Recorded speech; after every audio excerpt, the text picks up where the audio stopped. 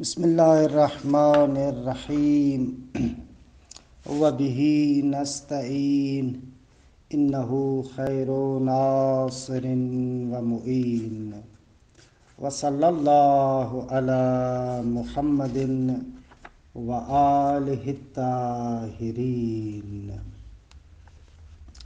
الحمدللہ ہماری گفتگو جواہر البلاغہ میں مقدمہ کتاب میں تمام ہوئی کہ کتاب کا مقدمہ فصاحت و بلاغت کے معنی کے بیان میں تھا۔ آج انشاءاللہ علم المعانی میں داخل ہوں گے۔ خوب پہلے صفحے پر علم معانی کے مباحث کی فہرست کو ذکر کر رہے ہیں کہ انشاءاللہ اس فہرست کو آپ ملاحظہ کریں گے کہ پہلا مبحث اس نقطے کے بارے میں ہوگا کہ کلام تقسیم ہوتا ہے خبر اور انشاء کی طرف۔ دوسرا مبحث حقیقت انشاء اور تقسیم انشاء کے بیان میں۔ تیسرا بحث احوال مسند الیہ۔ چوتھا احوال مسند۔ پانچواں بحث اطلاق و تقیید کے بارے میں۔ چھٹا بحث متعلقات فعل کے احوال میں۔ ساتواں قصر یا وہی حصر کے بیان میں ہے۔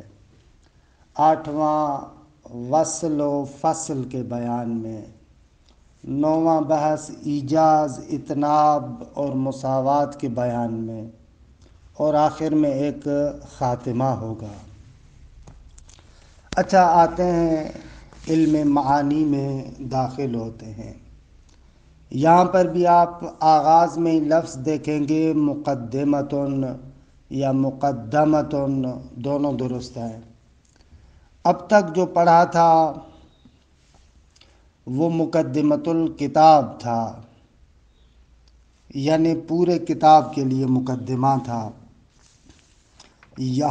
یہاں سے جو مقدمہ پڑھ رہے ہیں وہ خصوصیت سے علم معانی کا مقدمہ ہے کہ اس مقدمے کے اندر علم معانی کی تعریف، موضوع، فوائد، واضح علم معانی اور استمداد کہ یہ علم کن کن چیزوں سے کمک لیتا ہے، مدد لیتا ہے۔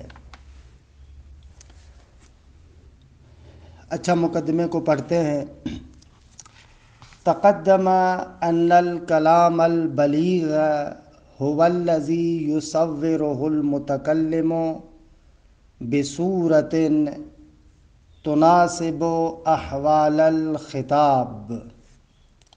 فرماتے مقدمے میں گزر چکا کہ کلام بلیغ اس کلام کو کہتے ہیں کہ یصورہ المتکلم بصورۃ، کہ اس کلام کی تصویر کشی کرتا ہے متکلم ایک خاص صورت اور شکل میں کہ تناسب احوال الخطاب، کہ وہ صورت احوال خطاب کے ساتھ مناسبت رکھتی ہے۔ دیکھیں، نکات آپ کی خدمت میں پہلے بھی عرض کر چکے ہیں اس کے حوالے سے۔ ایک بات کو غور سے سمجھیں، ہمارے پاس احوال خطاب ہے اور احوال لفظ، ان دونوں میں فرق کریں۔ احوال خطاب یعنی گفتگو اور گفتار کے حالات، خصوصیات، کہ عرض کیا کہ خصوصیت سے احوال مخاطب نہیں کہا بلکہ خطاب یعنی گفتگو، گفتار کے مختلف احوالات ہوتے ہیں۔ اگرچہ غالباً وہاں پر احوال مخاطب کو مد نظر رکھتے ہیں، لیکن ضروری نہیں ہے کہ ہمیشہ احوال مخاطب کو مد نظر رکھا جائے۔ کبھی کبھار احوال متکلم مد نظر ہیں کہ متکلم کی کیسی حالت ہے، وہ متکلم جو گفتگو کر رہا ہے وہ کس حال و ہوا میں ہے، اس کے کون سے حالات ہیں۔ کبھی کبھار مخاطب کے حالات کو مد نظر رکھتے ہیں، مخاطب کس حالت میں ہے، آپ کی بات کی نسبت سے منکر ہے، شاک ہے، کیا ہے۔ کبھی کبھار زمان کے حال کو مد نظر رکھتے ہیں کہ کس زمانے میں کب گفتگو کر رہے ہیں۔ کبھی کبھار اس مکان کے حالات کو مد نظر رکھتے ہیں، کس جگہ پر گفتگو کر رہے ہیں۔ کبھی کبھار ان سب سے ہٹ کر اصلاً شخص ثالث کے احوالات کو مد نظر رکھتے ہیں۔ مثلاً آپ کسی دوست کے ساتھ ایک عمومی جگہ پر بیٹھے ہیں، آپ اس کے ساتھ بات کریں گے اس عمومی جگہ کو مد نظر رکھتے ہوئے، دوسرے لوگوں کو مد نظر رکھتے ہوئے کہ بھئی لوگ سن رہے ہیں، لہذا یہاں پر میں سری راز کی باتیں نہیں کر سکتا۔ تو یہ سارے احوالات مختلف ہوتے ہیں، ان کو کہا جاتا ہے احوال گفتگو، احوال گفتار۔ تو کلام بلیغ اس کلام کو کہتے ہیں کہ جو اس حال خطاب کے مطابق ہو، اس حال خطاب کا تقاضا کیا ہے اس کے اعتبار سے جو صورت کلام ہوگی اس کو ہم کہیں گے کلام بلیغ۔ یہ ہو گیا احوال خطاب۔ احوال لفظ کیا ہیں؟ احوال لفظ یعنی وہ حالتیں جو لفظ کے لیے، مثلاً اگر سامنے والا بندہ آپ کی بات کی نسبت سے منکر ہے تو یہاں پر حال لفظ تاکید ہونا چاہیے۔ اگر سامنے والا منکر ہے تو حال لفظ کیا ہوگا؟ تاکید۔ اسی مثال کے اندر کوئی بندہ منکر ہے آپ کے سامنے، جب آپ اس کے ساتھ گفتگو کرتے ہیں تو ایک حال خطاب ہے اور ایک حال لفظ ہوگا۔ حال خطاب وہی سامع کا منکر ہونا ہے، حال لفظ تاکید ہے۔ تو اس چھوٹے سے مقدمے میں کہتے ہیں کہ علم معانی کے اندر ان دونوں طرح کے احوالات کو ذکر کیا جاتا ہے۔ علم معانی سے آپ کو پتہ چلتا ہے احوال خطاب کیا ہے، آپ کو پتہ چلتا ہے کہ احوال لفظ کیا ہے، کس حالت میں کیسی تعبیر ہونی چاہیے، یہ آپ کو علم معانی میں پتہ چلے گا۔ دیکھیں اس چھوٹے سے مقدمے کو۔ تقدم ان الکلام البلیغ هو الذی، وہ ہے کلام بلیغ کہ یصورہ المتکلم بصورت، کہ جس کلام کی صورت کشی کرتا ہے متکلم ایک خاص صورت میں، خاص صورت میں یعنی خاص احوال لفظ میں، کہ وہ احوال لفظ تناسب احوال الخطاب، کہ جو صورت اس حال خطاب کے مطابق ہو۔ وَإِذَنْ فَلَا بُدَّ لِطَالِبِ الْبَلَاغَةِ أَنْ يَدْرُسَ هَذِهِ الْأَحْوَالَ وَالصُّوَرَ الْمُنَاسِبَةَ لَهَا، پس اس اعتبار سے جو علم بلاغت کو پڑھنا چاہتا ہے اس کے لیے ضروری ہے کہ أَنْ يَدْرُسَ هَذِهِ الْأَحْوَالَ، هَذِهِ الْأَحْوَالَ یعنی احوال خطاب، اس کے لیے ضروری ہے کہ احوال خطاب کو جانے، وَالصُّوَرَ الْمُنَاسِبَةَ لَهَا، اور ان صور کو بھی جانے جو ان احوالات خطاب کے مطابق ہوں، ان کے مناسب ہوں۔ مثلا حال مدح کو جانے اور پھر صورت کو جانے کہ اس حال مدح کے اعتبار سے صورت کلام کیا ہونی چاہیے، کہ عرض کیا کہ کلام کو طول دینا چاہیے، اطناب۔ انکار کو جانے پھر اس کے مطابق صورت یہ ہے کہ کلام کو مؤکد ہونا چاہیے تاکید کے ساتھ۔ دقت کریں عبارت پر۔ فَيَجْعَلَ، تعین کہ یہ طالب علم قرار دے لکل مقام مقالا، سمجھ میں آئی؟ ہر مقام کے لیے خاص گفتگو قرار دے۔ وَإِذَنْ فَلَا بُدَّ لِطَالِبِ الْبَلَاغَةِ أَنْ يَدْرُسَ هَذِهِ الْأَحْوَالِ، یعنی احوال خطاب والصور المناسبۃ لها، اور ان احوال خطابات کے مطابق کیا صورت کلام ہونی چاہیے۔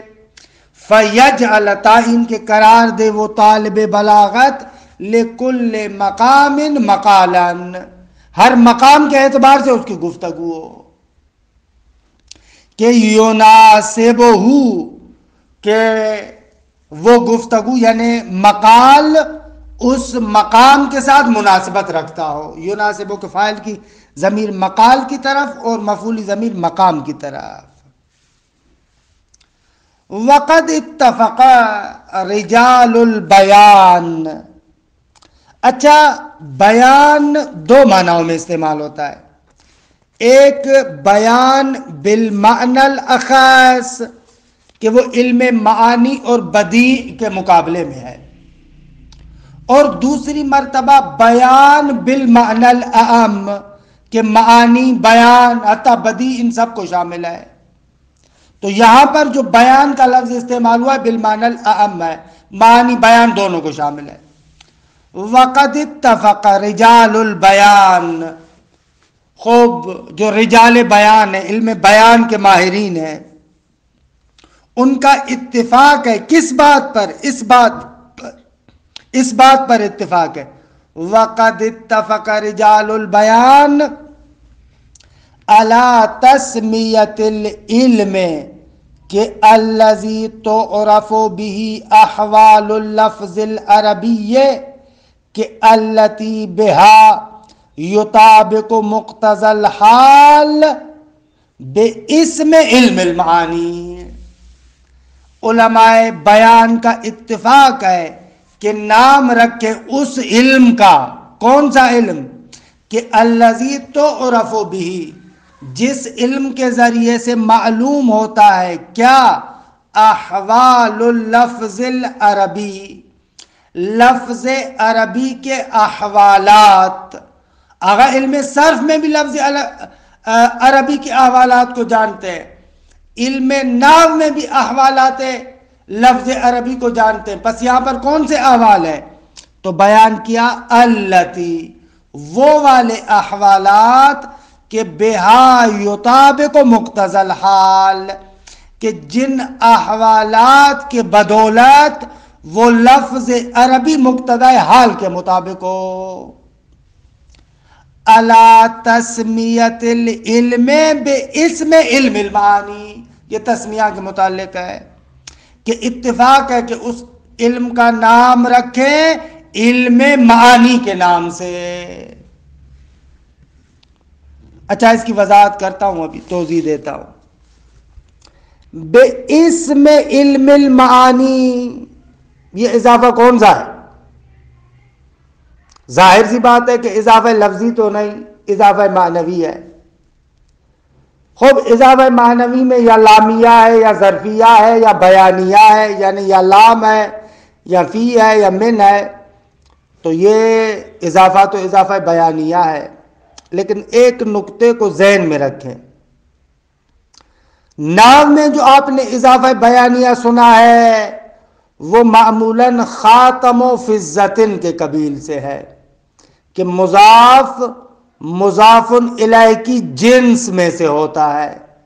وہاں پر آپ کہتے ہیں کہ یہ اضافہ بیانیہ ہے، خاتم و فضتن یعنی خاتم من فضتن، درست ہے۔ لیکن ایک اور اصطلاح بھی ہے اضافہ بیانیہ کی کہ معمولاً معنی بیان کے کتابوں میں اس کو زیادہ مد نظر رکھتے ہیں۔ اس اضافہ بیانیہ سے مقصود یہ ہوتا ہے کہ مضاف وہی مضاف الیہ ہے، اصلا ناظر نہیں ہے اس نقطے کی طرف کہ مضاف مضاف الیہ کی جنس سے ہے یا نہیں ہے، نہ نہ نہ، اس طرف ناظر ہی نہیں ہے۔ بس یہ بیان کیا جا رہا ہے کہ مضاف وہی مضاف الیہ ہے، تو یہ اس میں علم المعانی یہ اضافہ بیانیہ اس قبیل سے. اسم ان کا اتفاق ہے کہ نام رکھیں. وہ کیا نام ہے؟ نام یعنی وہی علم معانی. خوب اس نقطے کو محفوظ رکھیں، مناسب نقطہ ہے. ابھی وضاحت کرتا ہوں. علم معانی کی تعریف آ رہی ہے تو کچھ نکات کو تو عرض کروں گا. تعریف علم المعانی وموضوعه وفوائده وواضعه واستمداده کی ہر ایک کی وضاحت آتی ہے.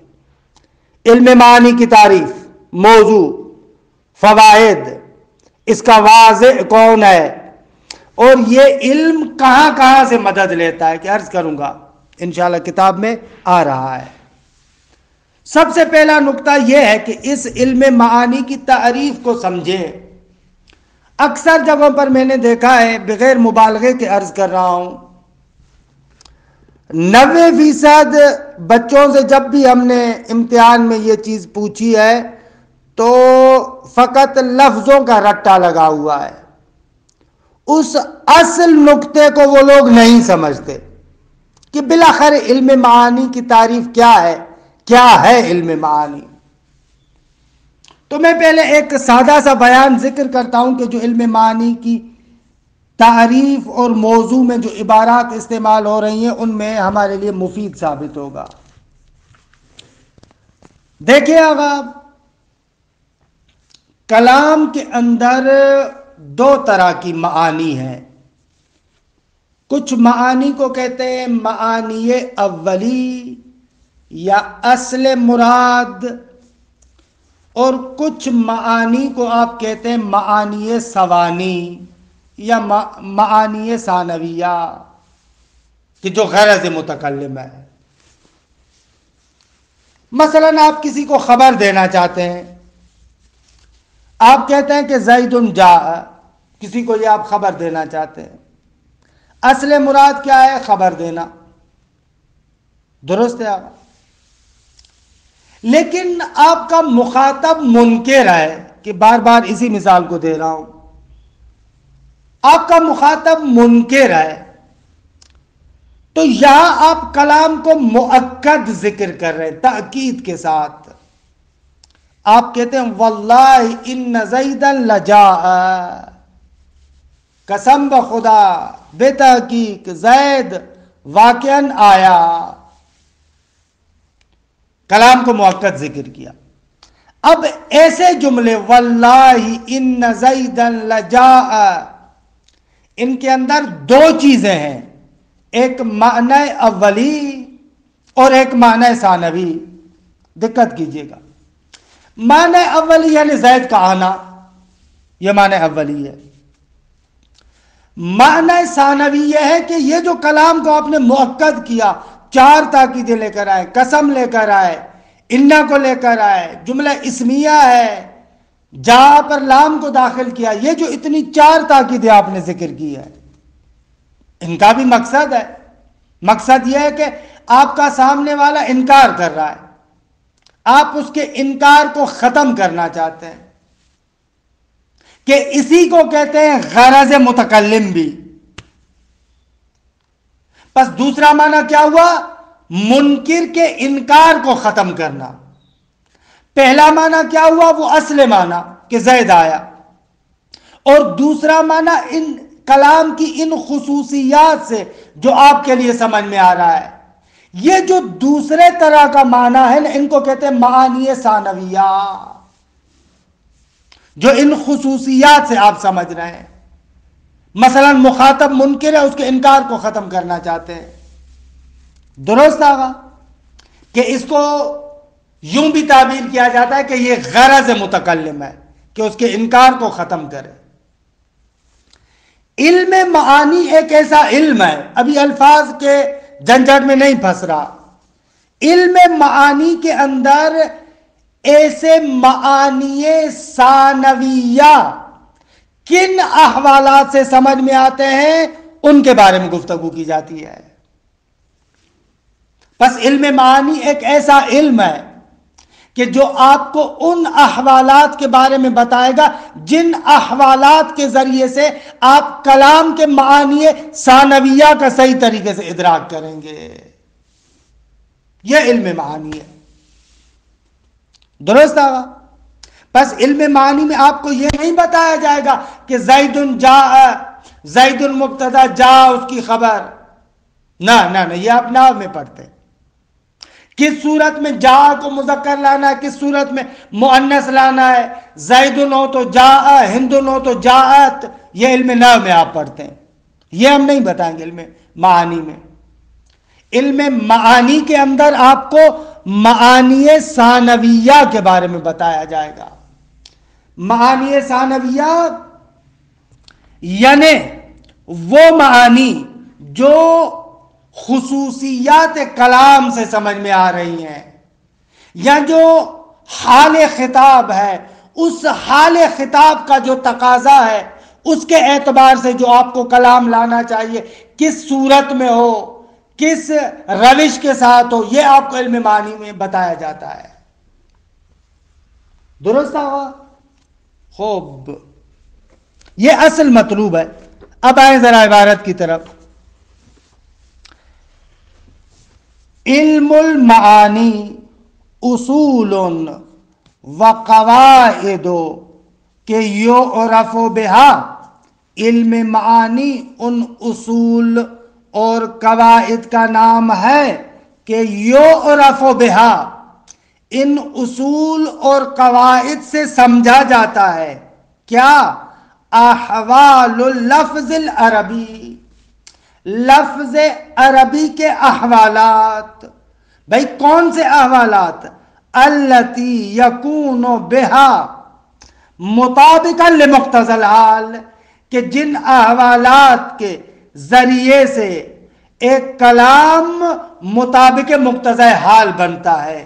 بحیث اس طریقے سے کہ یکون، وہ کلام ہوتا ہے، وفق الغرض، کہ الذی سیق لہو، اس غرض کے مطابق کہ جس غرض کے تحت یہ کلام لایا گیا ہے. درست ہے؟ مثلا علم معانی آپ کو بتائے گا، جیسے میں نے ابھی عرض کیا کہ غرض متکلم یہ ہے کہ مخاطب کے انکار کو ختم کرے. جب اس طریقے سے ہے تو کلام کو کیسے لانا چاہیے، یہ آپ کو علم معانی بتائے گا. درست آگا؟ اچھا، عبارت کے اندر، اس تعریف کے اندر کافی سارے نکات ہیں. ایک آدھ نکتے کی طرف اشارہ کروں. پہلا نکتہ یہ کہ اصول و قواعد، دو لفظ کیوں لے کر آئے؟ آیا اصول اور قواعد میں کوئی فرق ہے؟ تو جواب یہ ہے کہ اصول اور قواعد ایک مرتبہ ایک ہی معنی میں استعمال ہوتے ہیں اور کبھی کبھار مختلف معنیوں میں استعمال ہوتے ہیں. جب دونوں لفظوں کو استعمال کیا ہے تو اصل یہ ہے کہ تأسیس ہو، ہر ایک کا علیحدہ معنی ہو. اچھا، کیا فرق ہے اصل اور قاعدے میں؟ قاعدہ اس قضیہ کلیہ کو کہتے ہیں کہ جس کی مخالفت کبھی بھی جائز نہ ہو، لیکن اصول ایسا قضیہ کلیہ ہوتا ہے کہ کبھی کبھار اس کی مخالفت جائز ہو جاتی ہے. البتہ لنقطتن، کسی خاص نقطے کی وجہ سے، کسی خاص وجہ سے اس کی مخالفت کرنا جائز ہوتی ہے. تو علم معانی میں اصول بھی ہیں، قواعد بھی ہیں. ان اصول کو بھی بیان کریں گے کہ شاید ہو سکتا ہے کسی جگہ پر کسی خاص نقطے کی وجہ سے اس کی مخالفت بھی کی جا سکتی ہو، اور قواعد بھی بتائیں گے کہ جن کی کسی صورت میں مخالفت نہیں کی جا سکتی. ایک نقطہ.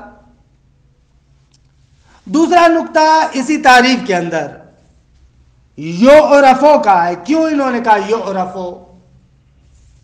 یعلمو کیوں نہیں کہا؟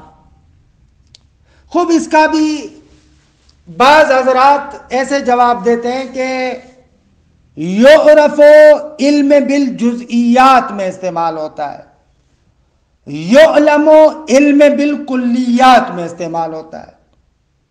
اگر ادراک کلی ہو تو اس کے لیے مادہ علم کو استعمال کرتے ہیں، اگر ادراک جزئی ہو تو وہاں پر مادہ عرفہ کو استعمال کرتے ہیں. یہاں پر یعرفو کو کیوں ذکر کر رہا ہے؟ فرماتے اس لیے یہاں پر ہم آپ کو صرف کلی قوانین نہیں بیان کریں گے، اصول اور قواعد، بلکہ اصول و قواعد بتائیں گے کہ ان اصول و قواعد کے ذریعے سے آپ تمام جزئیات کے موارد کو جان لیں گے. دقیق ہے کہ اس کے لیے مقدمہ باندھنا چاہیے گا مجھے، لیکن جلدی میں نقطہ بیان کر لیا. مثلا کلی قاعدہ ہے کل حکم یلقا الی المنکر یجب توکیدہ. جب بھی ایک حکم کو منکر کی طرف بیان کیا جائے تو اس کی تاکید لانا واجب ہے. یہ قاعدہ کلی ہے، اصل کلی ہے. اس کے ذریعے سے آپ کو معلوم ہوگا فلاں جگہ پر اگر منکر ہے تو مجھے یہاں پر کلام مؤکد لانا چاہیے. اس اعتبار سے قرآن مجید کوئی فقط آپ دیکھیں نا، بہت سارے مقامات پر تاکید ہوتی ہے، بہت سارے مقامات پر تاکید نہیں ہوتی. کیوں؟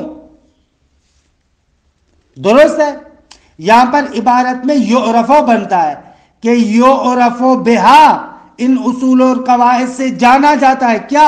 احوال اللفظ العربی، یعنی لفظ عربی کے احوالات جزئیہ. یہ نقطہ بھی تھا کہ غور کریں.